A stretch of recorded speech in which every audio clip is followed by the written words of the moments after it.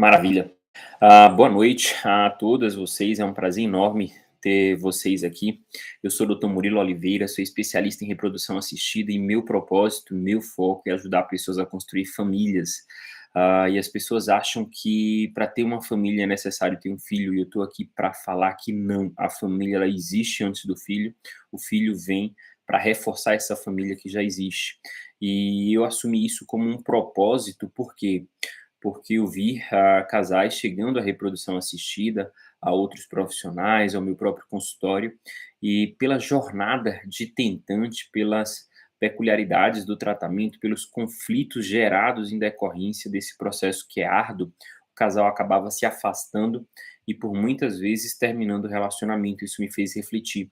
O que que leva um casal que chegou a uma consulta querendo ter um filho, que estava por um processo de dificuldade, acabar terminando o relacionamento, né?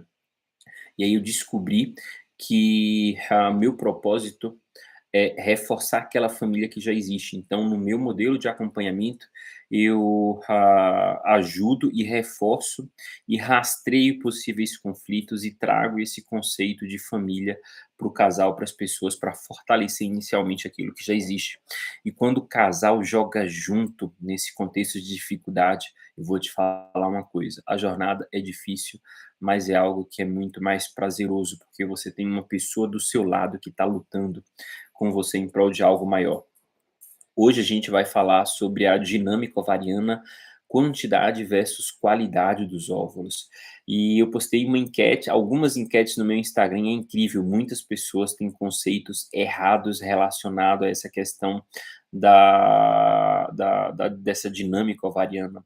E isso faz, às vezes, você tomar decisões erradas. É óbvio, se você tem os conceitos errados na cabeça, você toma decisões erradas e isso acaba prejudicando sua fertilidade, algo que a gente está aqui para lutar contra, né, que é a infertilidade, a dificuldade de gravidez. E aí eu gostaria de fazer você imaginar e pensar um pouquinho, né, sobre a história da mulher contemporânea. Doutor, você está me fazendo lembrar da história, e você vai se ver em muitas coisas, né, a gente vai se ver em muitas coisas nesse contexto, né. E primeiro a mulher, ela lá quando ela começa a namorar, né, a se interessar por outras pessoas, às vezes ter relações, ela tem mais ou menos aí uns 15, 16 anos, algumas um pouquinho antes, outras um pouquinho depois, né. E provavelmente alguém já falou para você: "Se você engravidar agora, você vai estragar a sua vida. O momento agora não é para você ter filho. Se você engravidar, você não vai conseguir estudar, você vai ter dificuldade", né. Então, provavelmente alguém falou para você ali na adolescência, no entre 14 e 20 anos, mais ou menos, isso mais de uma vez. E esse conceito ele ficou na sua cabeça enraizado. Não, se eu engravidar agora, eu vou ter problemas, né, na vida como um todo. Primeiro eu tenho que estudar, tenho que ter uma formação, tenho que arrumar um emprego, ter uma estabilidade financeira para depois pensar em maternidade. E aí vem o contexto da formação dos ginecologistas, né? Eu sou ginecologista e a nossa formação é voltada principalmente para um contexto de evitar. Então, como ginecologista, a gente conhece praticamente tudo sobre anticoncepcional, qual que tem uma melhor aceitabilidade, qual que melhora a pele, qual que tem um bloqueio do eixo hormonal maior, qual que tem eficácia.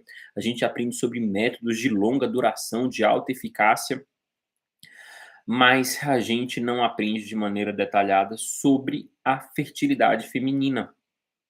Então é muito fácil você que vai no médico, no ginecologista que quer evitar a gravidez, o ginecologista também prescrever anticoncepcional, prescrever alguma coisa para você evitar a gravidez, ao invés de fazer o aconselhamento adequado. Então, são as mulheres, né, que têm um contexto, né, são as mulheres que têm um contexto de evitar a gravidez, porque ela tem que cumprir outros papéis sociais antes. Os médicos que têm uma habilidade em prescrever medicações que têm uma alta eficácia para você evitar a gravidez, mas não consegue fazer um aconselhamento adequado por uma falta de instrução na formação, né, para que você tome a decisão no momento adequado e que faça uma avaliação adequada, né, relacionada à fertilidade. Então isso, basicamente, a jornada inicial da mulher, quando ela chega ali depois dos 30 anos, ela já começa a pensar em algum contexto de maternidade, mas tem que concluir algumas etapas da formação, às vezes está no mercado de trabalho, precisa ter uma estabilidade financeira maior. E ali entre 35 e 40 anos é que começa a despertar o desejo real, a vontade de iniciar as tentativas e tentar engravidar. Só que nesse processo todo, né, ninguém nunca parou para pensar o quão isso pode ser difícil. E se for difícil? E se precisar de tratamento? E se o tratamento não der certo, o que que você vai fazer, né? Então, esse é o contexto da mulher contemporânea. E por que que eu estou falando isso antecipadamente? Porque que isso vai casar com algo que eu vou falar lá no final da live para vocês. Então presta muita atenção nisso aqui, porque, isso vai fazer muito sentido para vocês e vocês vão entender muitas coisas que, talvez vão encaixar. Por que que a gente investiga, né, mulheres abaixo de 35 anos depois de um ano de tentativa, porque acima dos 40 anos a gente investiga antes de tentar, né. Tudo isso vai começar a fazer um sentido um pouco maior para vocês, tá. Qualquer dúvida que vocês tiverem, coloca aqui para mim, coloca aqui na interrogação as dúvidas que vocês, venham a ter, que eu vou tirar no decorrer ou no final da live, tá. Inicialmente, né, a mulher ela nasce com todos os óvulos e vai perdendo esses óvulos com o decorrer do tempo. Então a mulher não produz novos óvulos no decorrer da vida, ela vai gastando os óvulos de um estoque que está com ela desde que ela nasceu. Tá, doutor, uma dúvida muito comum, né? Doutor, mas eu tomei remédio, não menstruava, não ovulava, então quer dizer que eu estou guardando meus óvulos? Não, né? Essa perda dos óvulos no decorrer da vida da mulher é uma perda que é geneticamente programada. Por exemplo, na verdade, o pico de produção dos óvulos acontece quando você ainda era um bebê, um feto dentro do útero, dentro da barriga da sua mãe. Quando você tinha 20 semanas de idade gestacional, você teve o pico de produção de óvulos, aproximadamente 8 milhões de óvulos no seu ovário. E quando você nasceu, você tinha 2 milhões de óvulos no ovário.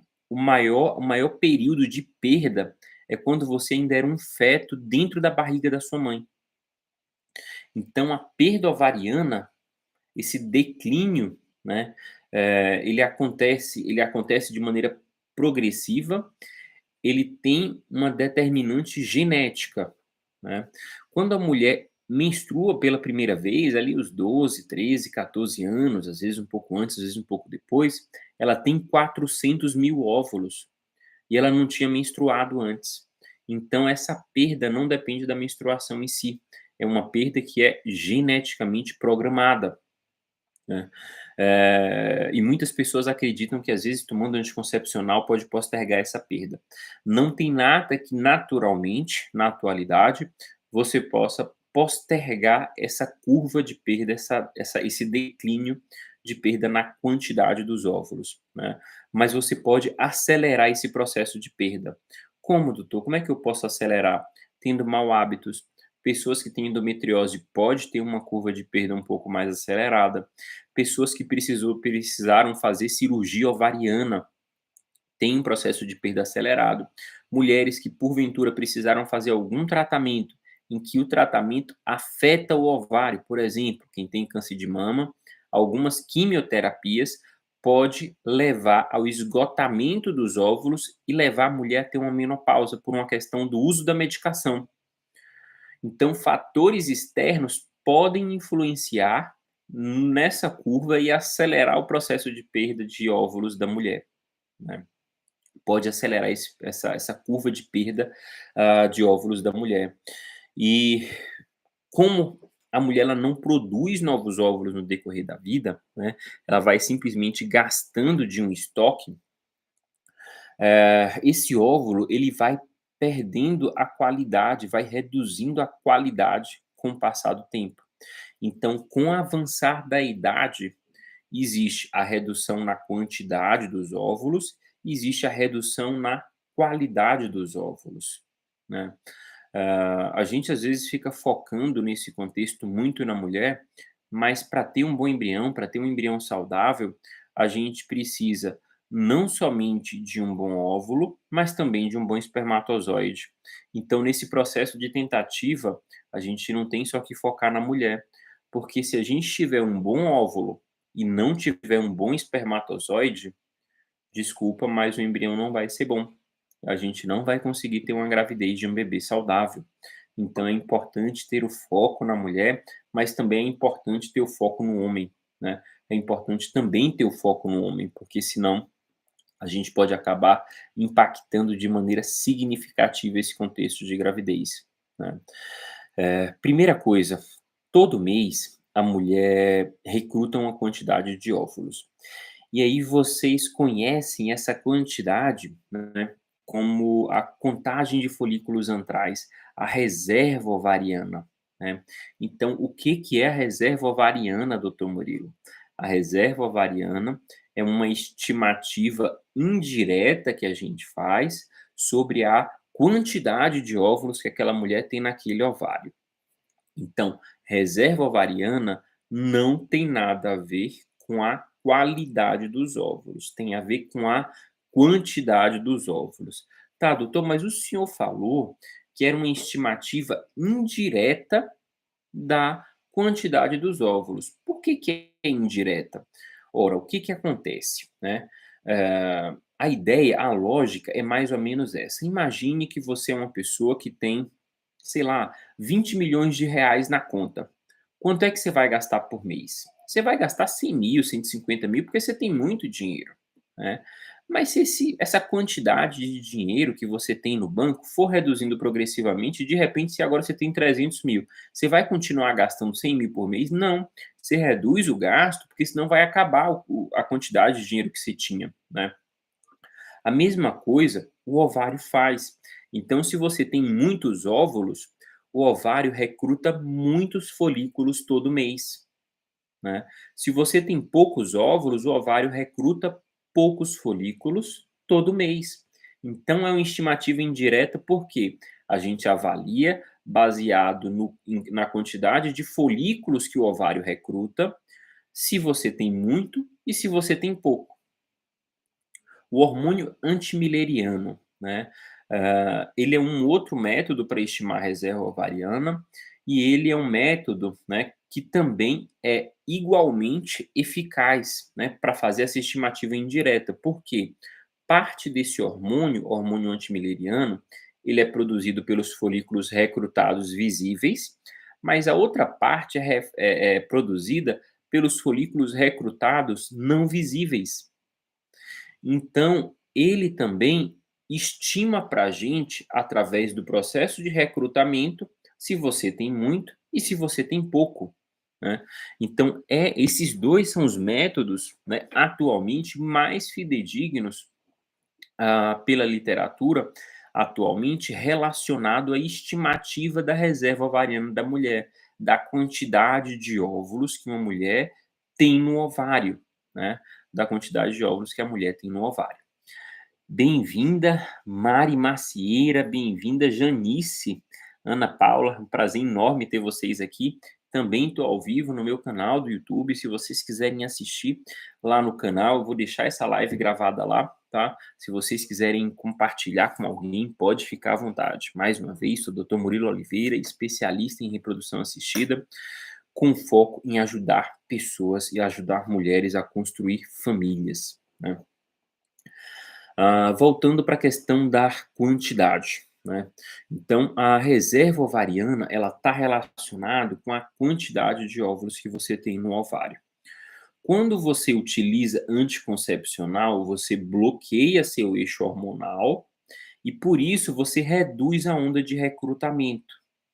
É por isso que quando a pessoa toma anticoncepcional, a gente não tem uma medida fidedigna da reserva ovariana da mulher, porque ela está com o eixo bloqueado, ela está com a onda de recrutamento reduzida, né?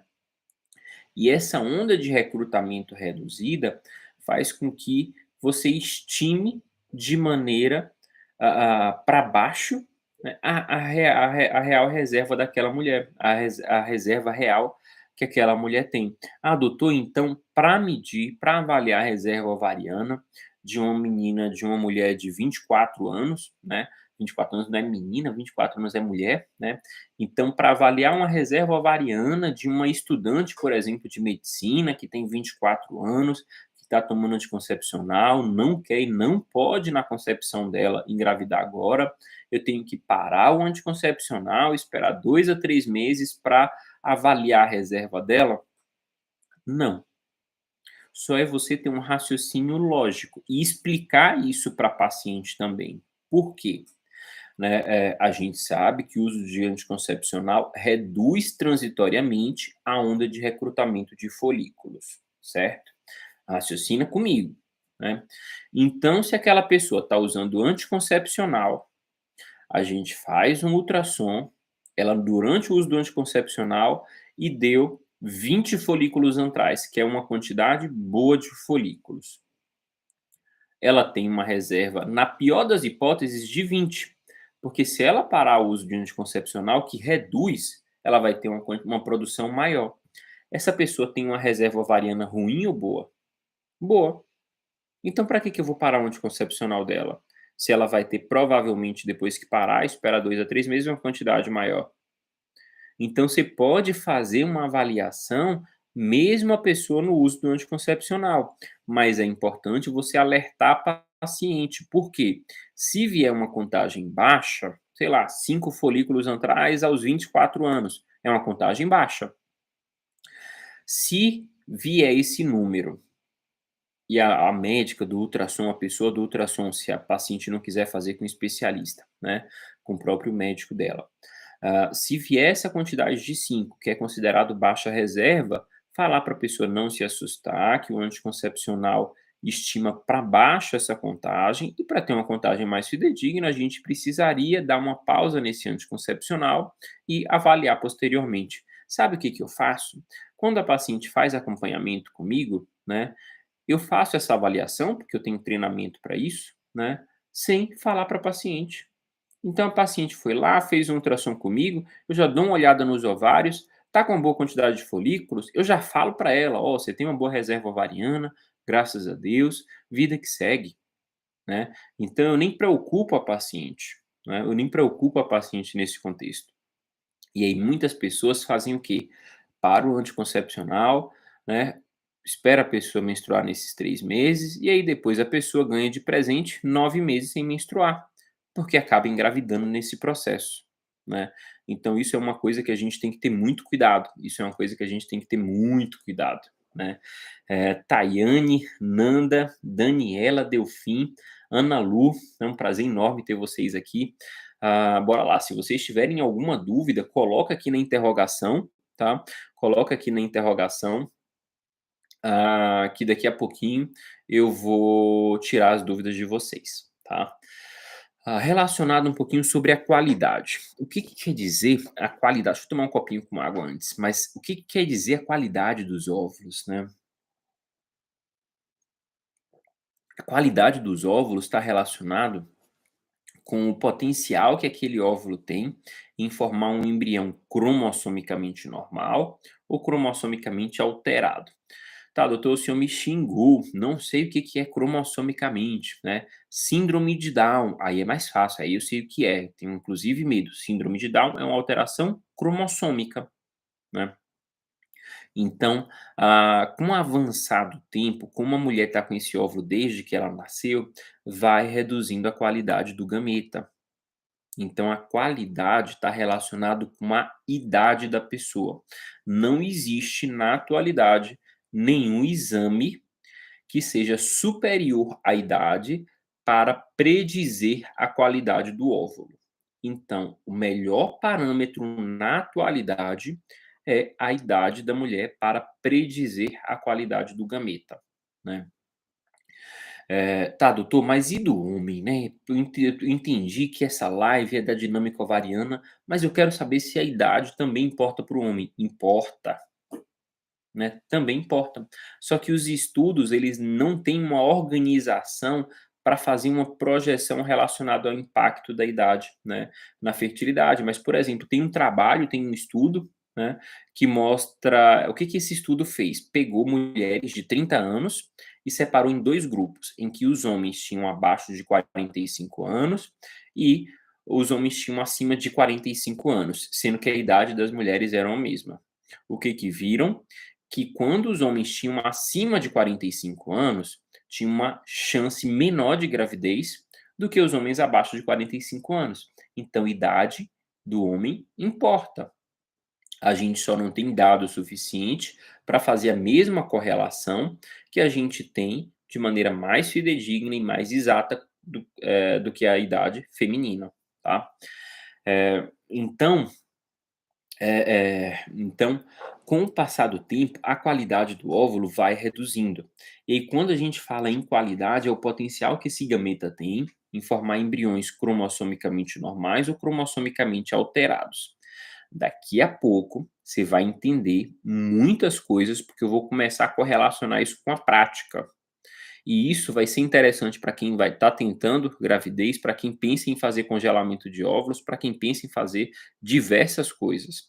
Para quem está tentando espontâneo, para quem teve o diagnóstico de baixa reserva, né? Então, vou correlacionar com tudo lá na frente, tá? Vou correlacionar com tudo lá na frente, né? Eh, a partir dos 32 anos, né, é quando, essa qualidade dos óvulos, ela começa a cair, mas é uma queda ainda leve, né. É dos 32 aos 35. A partir dos 35 anos, essa queda é um pouco mais pronunciada da qualidade. É por isso que fica ali na cabeça das pessoas: "Ah, depois dos 35 é mais difícil", porque é quando começa a cair de maneira mais acentuada, mas na verdade ali por volta dos 32 anos é quando começa a cair a fertilidade feminina. A partir dos 40, essa queda ela é muito mais acentuada, né. E como é que você consegue refletir isso, talvez em números, né? Ali até os 32 anos, considerando que não tem nenhum fator masculino associado que impacte na qualidade do embrião, né? E que não tem nenhuma doença na mulher que impacte na qualidade do embrião, que só tem a questão da idade, do passar do tempo, como impacto na fertilidade como um todo, né? Então, aos 32 anos, o casal forma aproximadamente 40% de todos os embriões alterados cromossomicamente.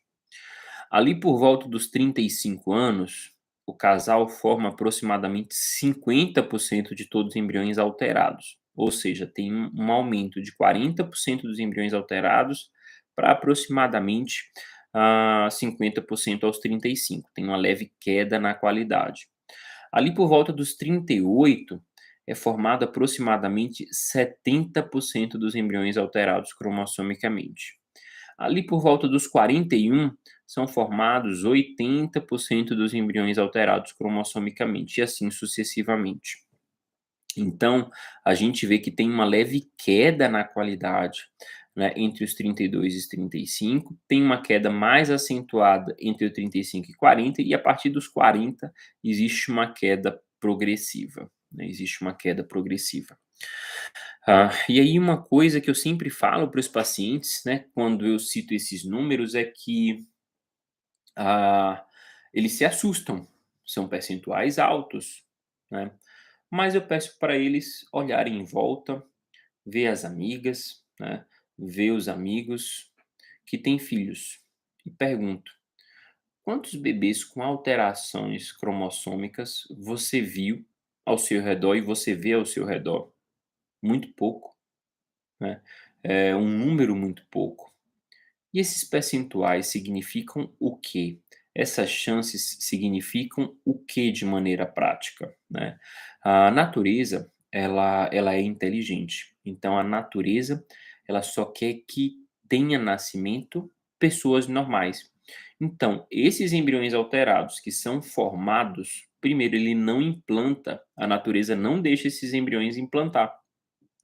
Se esses embriões acabarem implantando, o que que acontece? A natureza não deixa a gravidez evoluir e elimina como forma de abortamento qual a principal causa de abortamento? Uma alteração cromossômica do embrião. Começou a fazer sentido para você? E se esse embrião burlar esse segundo mecanismo de seleção da natureza, é que pode acabar nascendo um bebê com síndrome, que é a mais comum disparado que a gente conhece é a síndrome de Down, né? A mais comum disparada que a gente conhece é a própria síndrome de Down.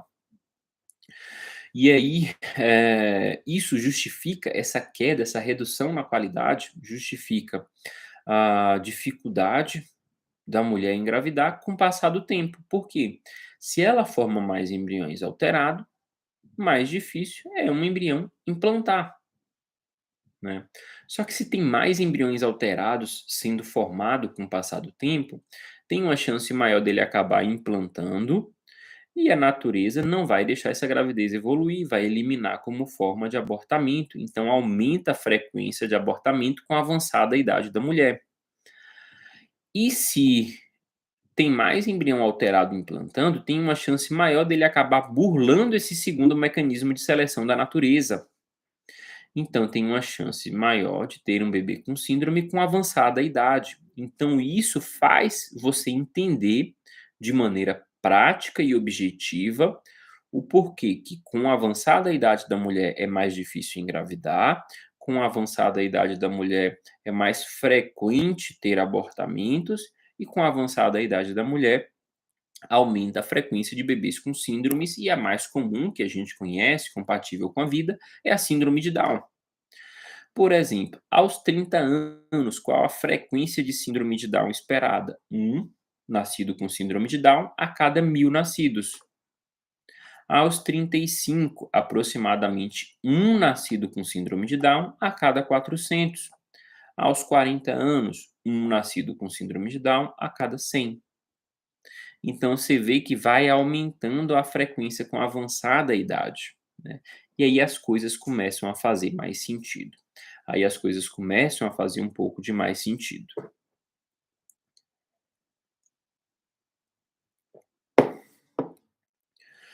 Ah, agora a gente vai correlacionar um pouquinho, né, sobre a quantidade e a qualidade. Na gravidez espontânea, né, todo mês a mulher recruta uma quantidade de folículos, né, mas ela ovula somente com um. Todos os outros vão involuir e vão morrer naturalmente. Teve uma nova menstruação, a mulher recruta novos folículos, vai ovular de um e os outros vão evoluir e morrer naturalmente. E aí eu pergunto para vocês, que muitas pessoas erraram no meu Instagram. A minha pergunta é: quem tem uma chance maior de gravidez espontânea? Uma mulher de 30 anos com baixa reserva, ou seja, com 5 folículos antrais, ou uma mulher de 40 anos que tem uma reserva ovariana excelente, tem 25 folículos antrais, tem uma reserva maior do que a média para a idade dela, né? Muitas pessoas acham que é a de 40 anos porque ela tem mais. E para gravidez espontânea, não. Por quê? Eu acabei de explicar para vocês. Todo mês a mulher ovula com um. Então, essa pergunta é uma pergunta e um questionamento tendencioso. A pergunta real e verdadeira deve ser: quem tem uma chance maior de gravidez espontânea? A mulher com um óvulo de 30 anos ou a mulher com um óvulo de 40 anos? Porque ela ovula só de um. Então, óbvio que pela qualidade, a de 30 anos tem mais chance. Pela qualidade, a de 30 anos tem mais chance de gravidez espontânea, mesmo tendo baixa reserva. E aí eu pergunto para você, já que uma paciente jovem com baixa reserva tem uma maior chance de gravidez espontânea, então para que que serve o exame de reserva ovariana? Qual o sentido de pedir? Porque a gente tem que pedir um exame que vai mudar a nossa conduta. Se para gravidez espontânea isso não influencia, para que que serve a reserva? Para ver se você está entrando na menopausa? Na verdade, a reserva ovariana, né, ela não tem uma relação tão direta com a menopausa, porque a menopausa está relacionado com a curva de perda de óvulos. E essa curva ela não é linear. Às vezes, se a mulher de 30 anos, com baixa reserva, a depender do contexto, estiver num platô, ela pode entrar na menopausa aos 45, 47 anos. E se a de 40 anos está numa curva inclinada descendente, ela pode entrar na menopausa aos 43.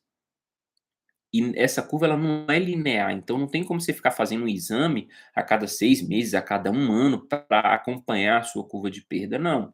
Você pode fazer por outros objetivos, óbvio que com orientação médica, né. Mas essa curva não é linear para você pegar essa curva de perda, né, direitinho, né. Então isso é algo que é individual e cada pessoa tem o seu, né, cada pessoa tem o seu. Então para que serve a reserva ovariana? A reserva ovariana é um fator prognóstico. A reserva ovariana é um fator prognóstico na fertilização in vitro, que tecnicamente é um tratamento, né, que você pode utilizar como recurso em contexto de dificuldade. Tá, doutor, me explica um pouco melhor esse contexto aí. Me explica um pouquinho melhor esse contexto. Eu vou dar um exemplo para vocês aqui, usar esse mesmo exemplo, né, da mulher de 30 anos e da mulher de 40 anos. A gente teve uma mulher de 40 anos, né, que tinha 20 folículos antrais, mas tinha um fator tubário, não conseguiu engravidar espontaneamente e vai precisar da FIV. Na FIV, na fertilização in vitro, a gente não consegue aumentar o potencial das pessoas, a gente consegue extrair o máximo do potencial que aquela pessoa tem, ponto, né. Então a gente estimula, se ela tem 20 folículos, não vão crescer 21, vão crescer no máximo 20. É. Só que geralmente alguns não respondem. Então, por exemplo, de 20 a gente estimulou, cresceram 16. Aí a gente vai fazer a coleta desses óvulos no centro cirúrgico sob sedação. A paciente dorme, não vê nem sente nada. A gente coleta os óvulos. Dos 16 vieram 12 óvulos. Desses 12, 10 são maduros. A média que a gente tem é a cada 5 óvulos maduros formar 2 embriões, 2 blastocistos de quinto dia. Então, de 10 a gente formaria 4, né. Sendo que, aos 40 anos, aproximadamente 70% dos embriões são alterados cromossomicamente. Então, desses 4 a gente teria, se essa paciente seguir a média, um euploide, um cromossomicamente normal e 3 alterados cromossomicamente. Então, dentro desses embriões, essa paciente, essa mulher, teria pelo menos uma chance real de gravidez aí, né. Se a gente for pegar agora a paciente de 30 anos com baixa reserva, com 5 folículos, a gente estimula, crescem 4, dos 4 vem 3 óvulos, dos 3 óvulos, 2 são maduros. Se a gente precisa de 5 para formar 2 embriões, com 2 óvulos, talvez a gente tenha um ou nenhum. E se essa paciente de 30 anos, que tem mais chance de gravidez espontânea, precisar de FIV, a gente faz um tratamento, não deu certo. Faz outro tratamento, não deu certo. Faz outro tratamento, não deu certo. A gente começa a discutir a possibilidade de outras modalidades de maternidade, como a adoção ou óvulos doados.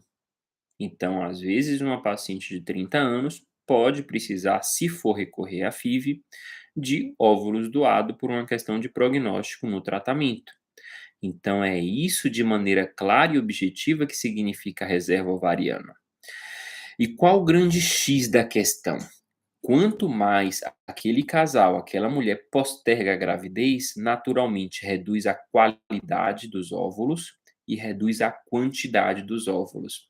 Então, o mais comum, por exemplo, em uma mulher de 40, 42 anos, é que ela tem um impacto da qualidade pelo avançar da idade e tem um impacto de ter uma reserva baixa, ter uma quantidade baixa. E isso torna as chances do tratamento relativamente baixa. É por isso que as mulheres a partir de 40 anos têm uma probabilidade relativamente alta de precisar recorrer a óvulos doados para conseguir o objetivo da gravidez. E aí começa a fazer todo sentido para você. Se uma mulher, por exemplo, pensa em congelar óvulos, se ela congelar quando tem 30 anos, ela precisa de menos óvulos, porque eles têm uma qualidade melhor. Se ela vai congelar aos 40 anos, A gente precisa compensar essa queda na qualidade com quantidade, então a gente precisa de mais óvulos. Só que essa mulher aos 40 anos, geralmente tem uma quantidade menor do que a de 30.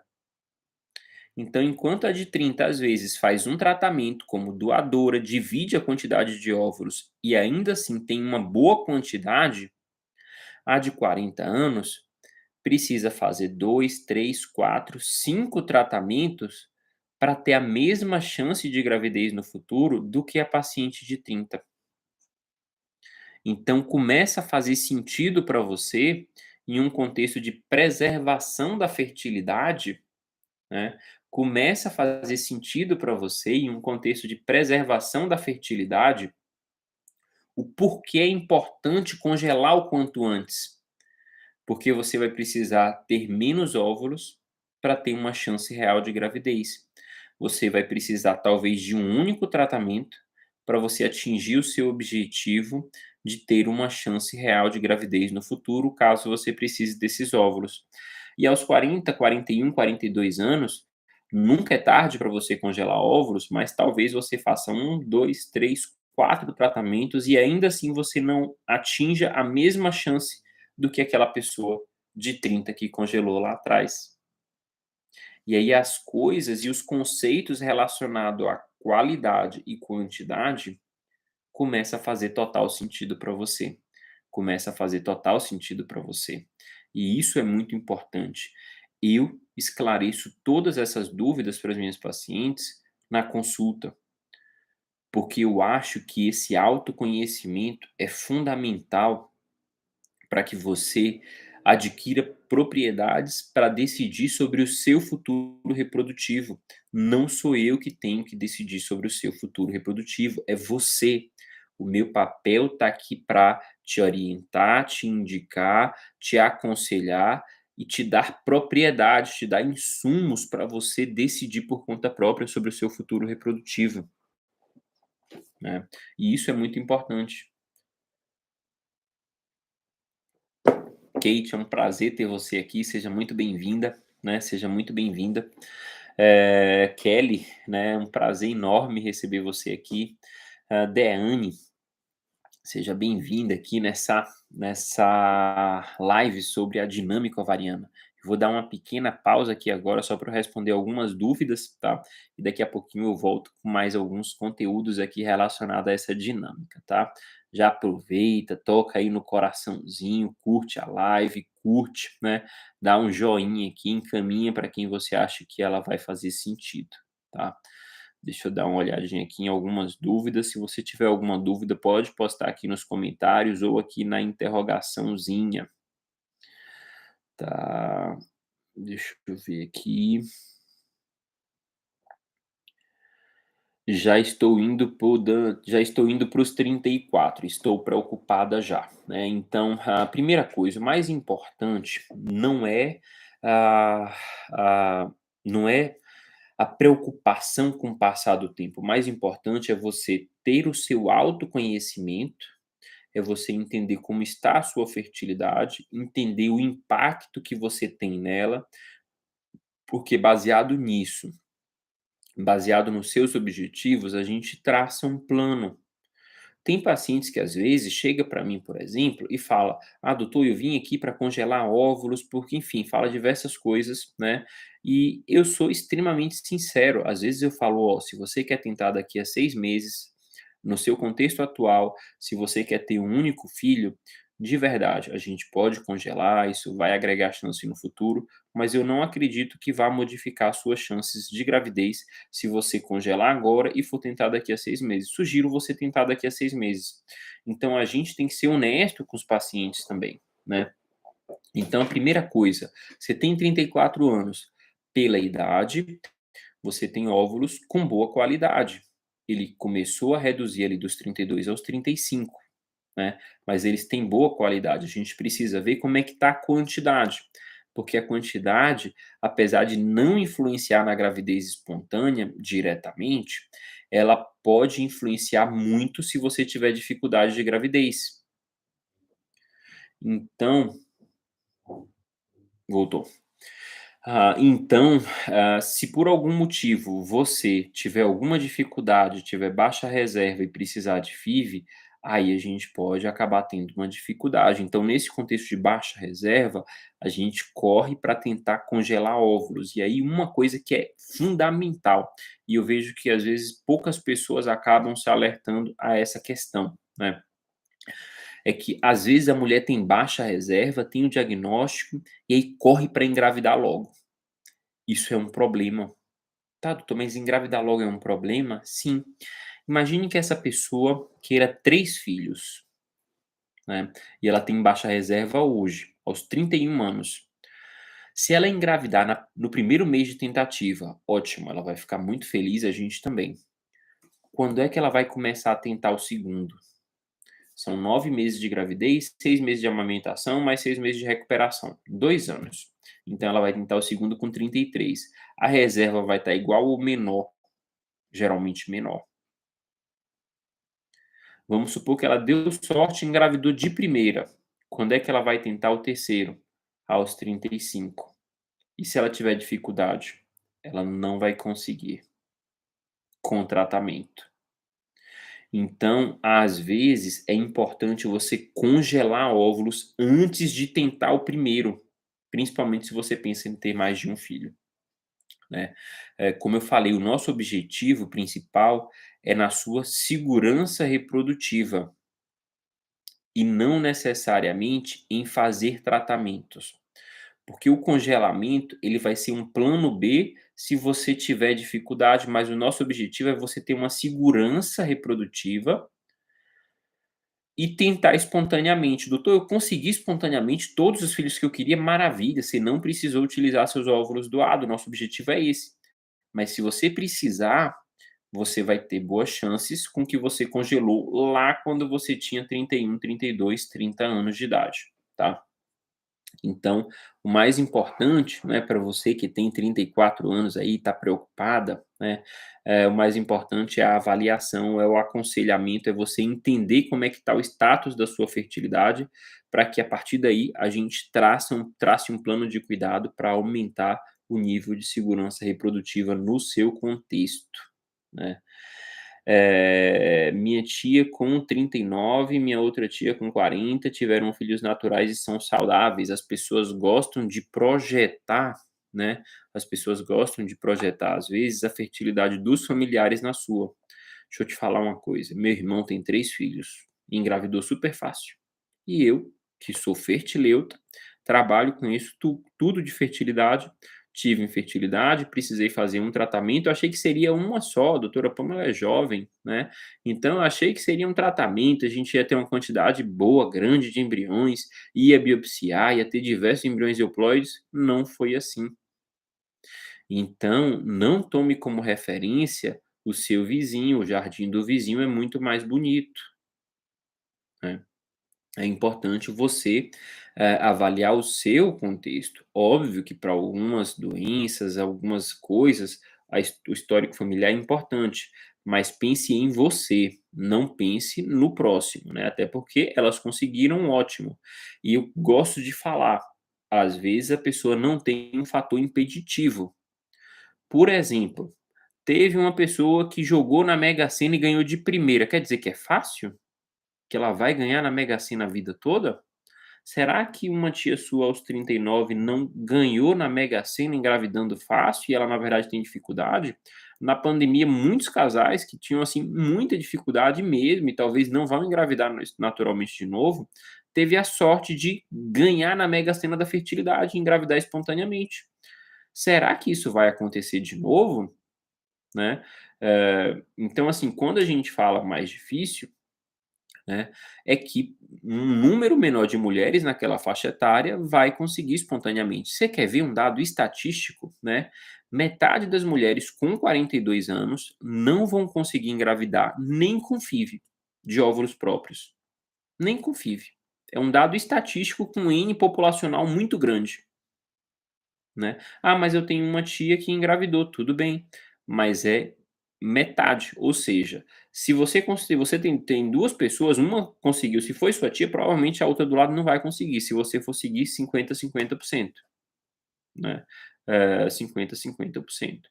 Então é muito importante você focar em você, né, muito importante você focar em você. A minha primeira FIV com 38 não deu certo, já estou com 40, né. Muito cuidado com esse passar do tempo.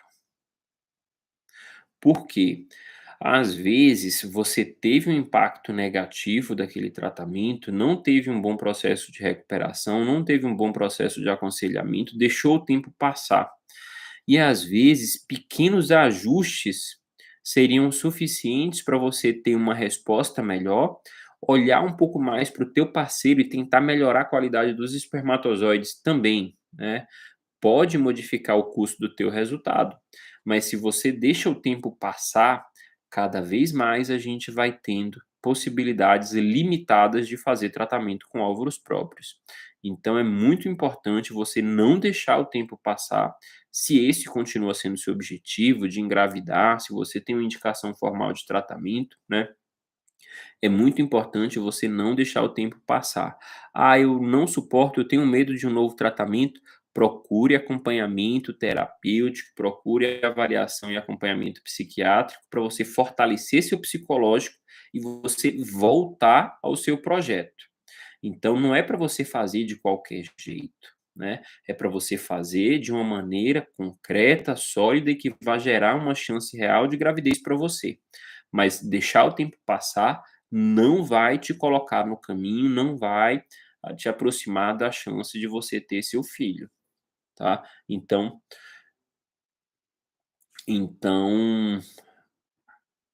deixa eu esperar um pouquinho porque travou aqui.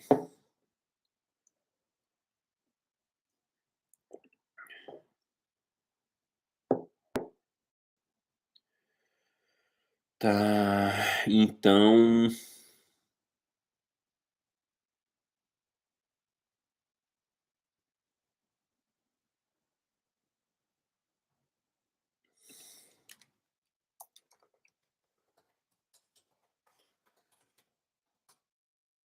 só um segundo que aqui no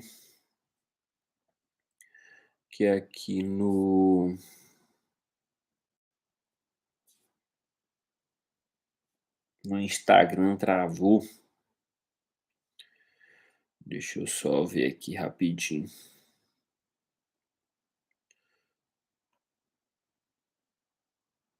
Teoricamente era para funcionar. Agora, travou um pouquinho, mas agora voltou. Então, é importante você, né, é importante você não deixar o tempo passar, é importante você ir atrás do seu sonho, porque deixar o tempo passar não vai te ajudar em nada, a não ser que você, decidiu por algum motivo, né, abandonar seu sonho, tá. O seu paciente da sua esposa está em boas mãos, né, mas é importante também você fazer por onde, porque o médico sozinho, né, o médico sozinho não vai conseguir fazer milagre. Então, o herói da sua jornada não é o médico, não sou eu que sou o herói da sua jornada, tá? Que isso fique bem claro. Eu sou o seu guia. O herói da sua jornada chama-se você. Você tem que fazer por onde na sua jornada.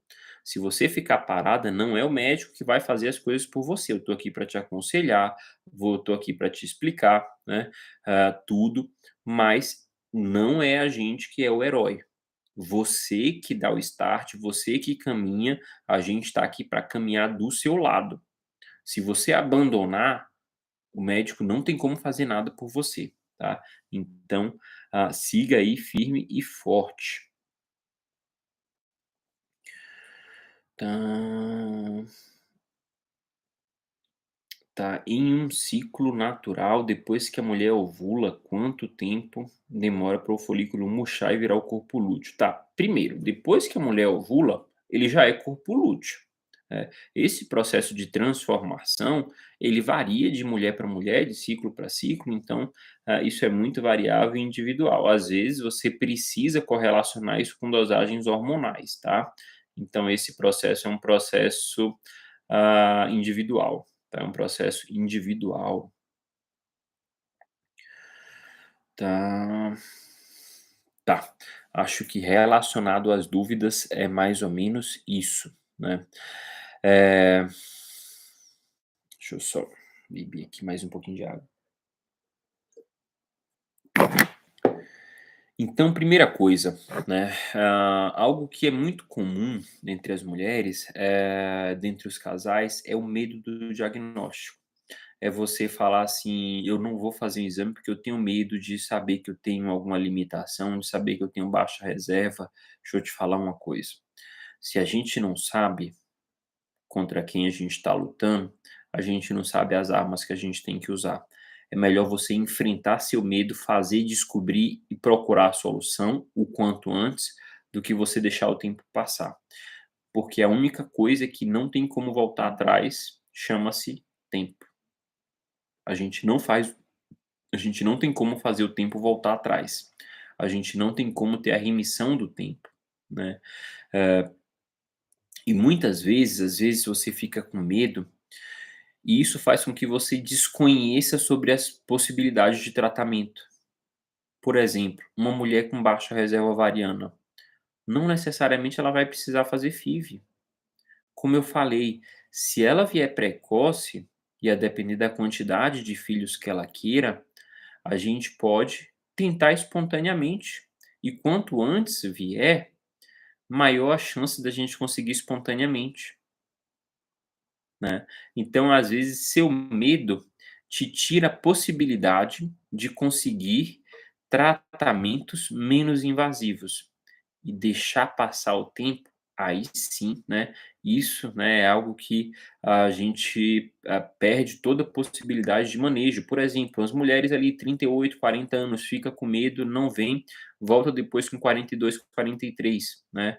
Às vezes você perde a janela de oportunidade de fazer tratamento com óvulos próprios, e acaba precisando fazer tratamento com óvulos doado, né, acaba fazendo tratamento com óvulos doado. Então, esse medo, essa questão do se afastar, né, é algo que acaba limitando muito o nosso trabalho, acaba, dando pouca margem para a gente conseguir conduzir e aumentar as chances de gravidez de cada casal. Eu vejo também uma preocupação com os custos, e tem que ter mesmo a preocupação com os custos, mas eu vejo que as pessoas fazem com que esse medo te paralise, né, ao invés de procurar saber quanto custa, procurar se organizar para fazer um tratamento, né, não, as pessoas simplesmente: "Ah não, o custo é caro, então, vou me organizar primeiro". Não, isso tem que ser objetivo. Imagine que você quer comprar uma casa, quer comprar um apartamento. Você consegue comprar agora? Não. Você precisa saber quanto custa, se organizar para adquirir em algum momento. Vai ser daqui a 2 meses, 6 meses, um ano? Não sei. Você se organiza até você adquirir. Então você tem uma preocupação com os custos, mas você não tem a atitude proativa de querer saber quais os custos, como se organizar para poder chegar lá. E aí sabe o que que acontece? Você nunca se organiza, você nunca chega. Então você tem um sonho que ele vai ser sonho a vida toda, porque você não se move para tentar fazer, né. Tem um outro contexto que é a falta de suporte emocional, então às vezes, né, estar com pessoas que simplesmente não têm empatia, não têm solidariedade, não está com você, não te aconselha da maneira adequada, é algo que também limita muito vocês nesse contexto, né, limita muito vocês nesse contexto. O que que eu sempre sugiro, né, pra todos os pacientes? Primeiro, faça uma avaliação da reserva ovariana, faça uma avaliação da sua fertilidade. Sempre sugiro ter uma avaliação entre 25 e 30 anos, pelo menos, né, por quê? E isso é importante, do mesmo jeito que eu estou aqui, estou ocupando meu tempo para aconselhar e alertar vocês, faça isso com as pessoas próximas a vocês, né. Então, faz essa mensagem chegar às pessoas que vocês têm contato, né. Por quê? A gente sabe e a gente trabalha com média, né. Então, assim, a média das pessoas é essa. Deixa eu te falar, você não é uma média, né, você é um indivíduo único. Tem pessoas com 30 anos que têm baixa reserva ovariana, tem pessoas que têm reserva ovariana acima da média para a idade. Isso tudo a gente correlaciona com a idade, né. Então, se você tem uma avaliação ali entre 25 e 30 anos, às vezes você pode pegar uma paciente que é um ponto fora da curva, que teria reserva ovariana e você simplesmente muda o curso natural dela, porque você proporciona a ela talvez a possibilidade de fazer um congelamento de óvulos. Às vezes ela antecipa: "Ah, não tenho condições de fazer congelamento de óvulos". Sim, pelo um contexto de uma baixa reserva jovem, você pode antecipar o processo de tentativa para conseguir pelo menos ter um filho espontâneo. Porque já pensou essa paciente falar: "Ah, não, vou tentar com 35 e entra na menopausa com 32?